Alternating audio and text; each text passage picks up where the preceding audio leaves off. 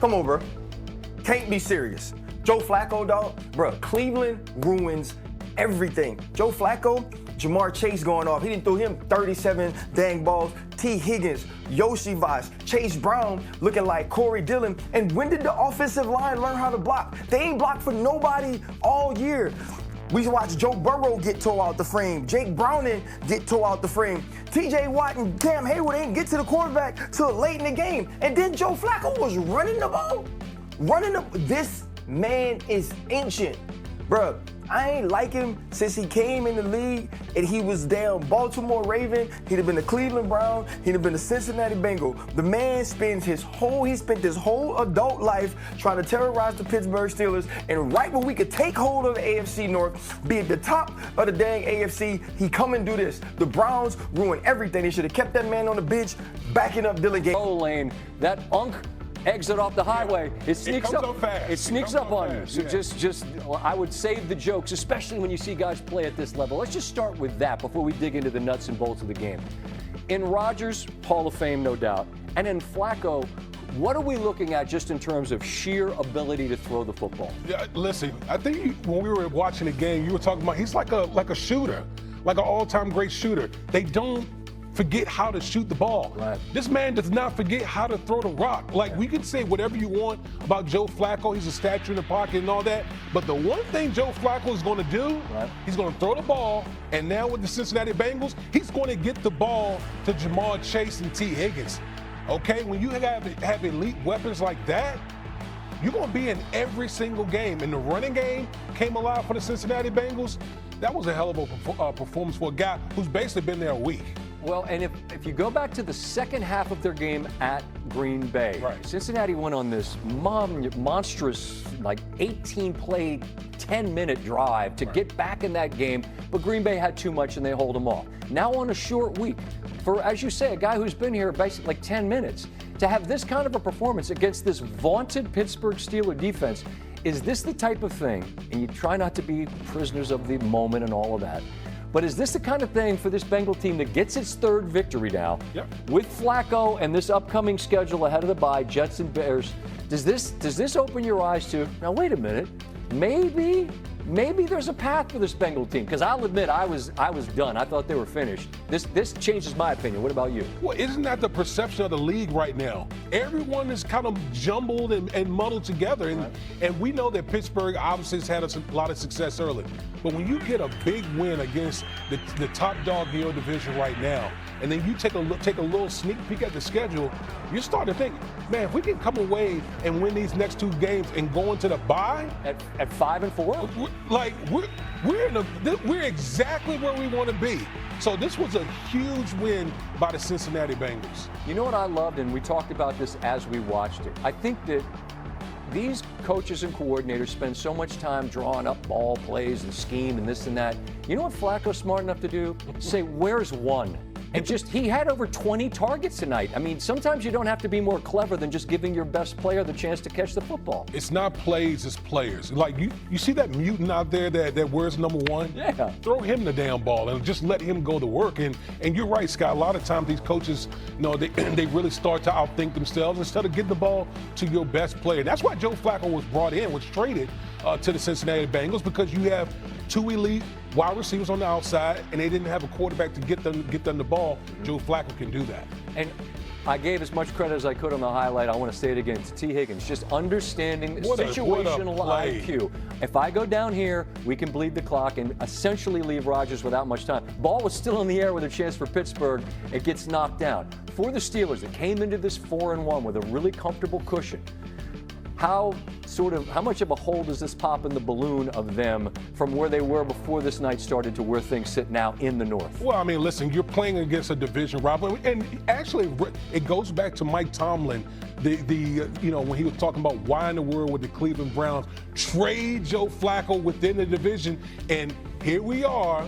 Joe Flacco comes back to bite them in the butt with a huge divisional win. And this is one last thing. This is a team that's off this week, but I asked you. I said, I haven't quit on Baltimore. I said here the other night, I said, they're going to be fine after the bye.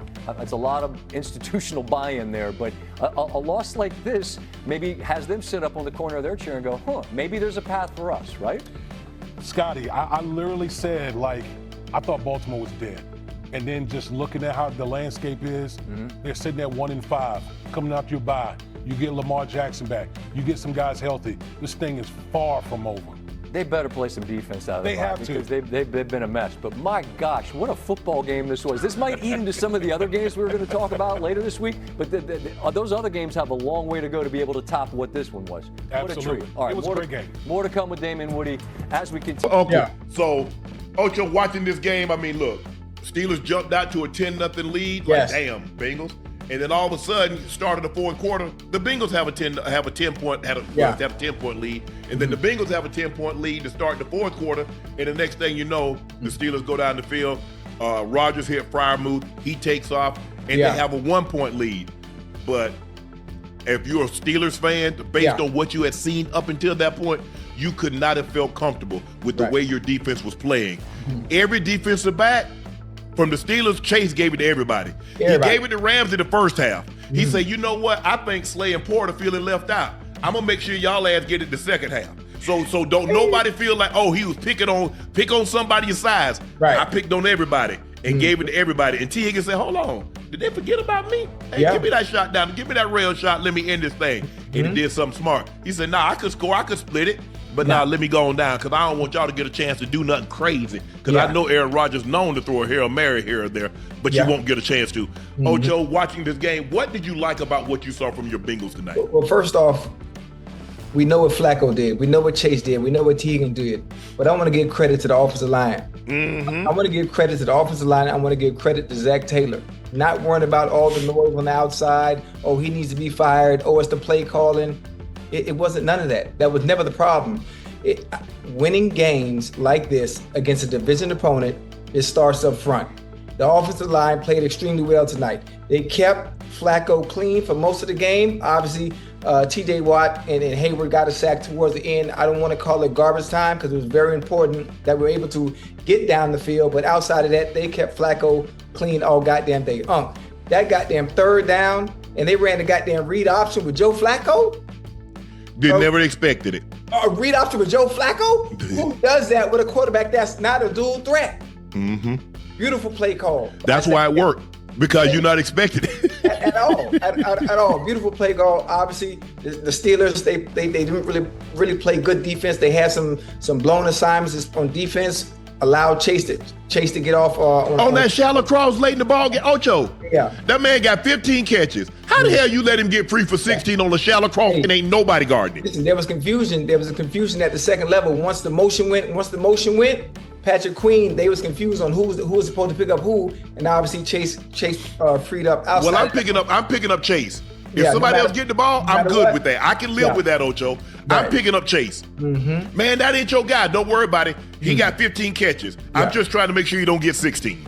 But listen, and it's amazing, right? It's amazing what happens when you get a quarterback with a veteran presence that's used to wheeling and dealing, and you put him in a situation, you put him in an atmosphere with two elite receivers like that, a good quarterback, a good number 3, a nice tight end. You saw Noah Fant got integrated into the offense a little bit more tonight. It looked great. This is one of the best games, and it got so good to the point, I didn't even care who won the game. Because it was so exciting on both sides of the ball. You know, not really much defense, but Aaron Rodgers was dealing. He was. Joe Flacco was dealing. So one bad play. He had one bad play. The DB made an excellent play on DK Metcalf to pull that ball out. Yeah, the interception. That's not on Rodgers. Oh yeah, it definitely was. That was good. Hey, DJ Turner, Yeah. He's quarterback number 1. He's quarterback number 1. I don't know what happened. I don't know why Cam Taylor-Britt with a healthy scratch tonight. I wasn't sure, but after watching tonight, how they played, the DBs played, especially DJ Turner, boy, I salute you. Because you showed Joe, you know what tonight, boy. But that goddamn offensive line needs all the credit for the night, because we already know what Chase could do. We already know what T. Higgins could do. We know what Chase Brown could do. That we were able to establish the run. Before tonight's game, Chase Brown was averaging 2 yards a carry, 2 yards a carry. He finished what